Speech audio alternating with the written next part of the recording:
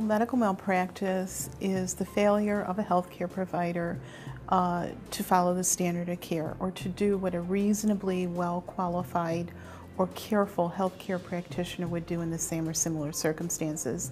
And their negligence or failure to comply with the standard of care has to cause an injury to the plaintiff.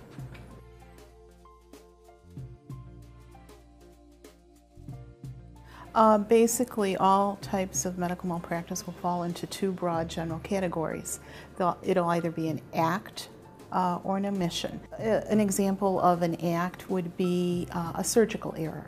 During surgery, a surgeon cuts a wrong blood vessel or operates on the wrong site. That's an affirmative act. An example of an omission would be a failure to diagnose a condition. You know, there are red flags and the physician just does not pick up on it. Or an omission would be failing to properly treat a disease.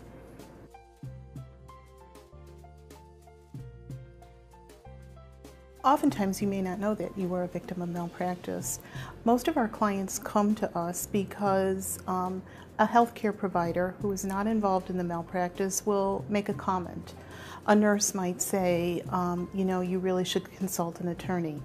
Or they'll go to a new doctor and their new doctor will say, you know, I think you should see a lawyer. If it just doesn't feel right, you know, a bad result does not necessarily mean that there has been malpractice, but if you go in with an expected outcome from a simple procedure and something horrible has happened, it merits investigation. You know, and you're not going to know until that investigation is done. Most of our clients come to us because they want answers.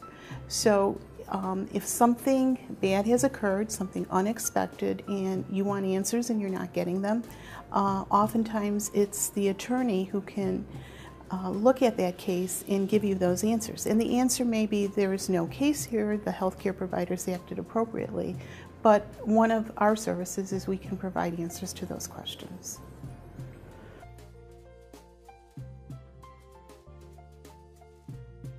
You need a case that meets the 4 elements of negligence. The 4 elements include a duty. The doctor has to have a duty with the patient. In other words, there has to be a professional physician-patient relationship, and that's usually an element that's not difficult to establish. The second element is the breach of that duty, or a deviation from the standard of care, or the doctor did something that a reasonable doctor would not. So you need, in layman's terms, a mistake or an error. Then you need a proximal link between that error and your injury. That's called proximate cause. And you need a serious injury. Okay? Many times one of these essential elements will be missing from the case and we are not able to proceed. We need expert testimony to establish if the doctor made an error or committed malpractice, and oftentimes experts will not support the case, so then that breach element is missing. Or we will have a client who, you know, there is a breach in the standard of care and they have an injury but they fully recovered, and then that is not a case that we would pursue. Or sometimes the injury is totally unrelated to the doctor's error. So you need every element to have a successful medical malpractice case.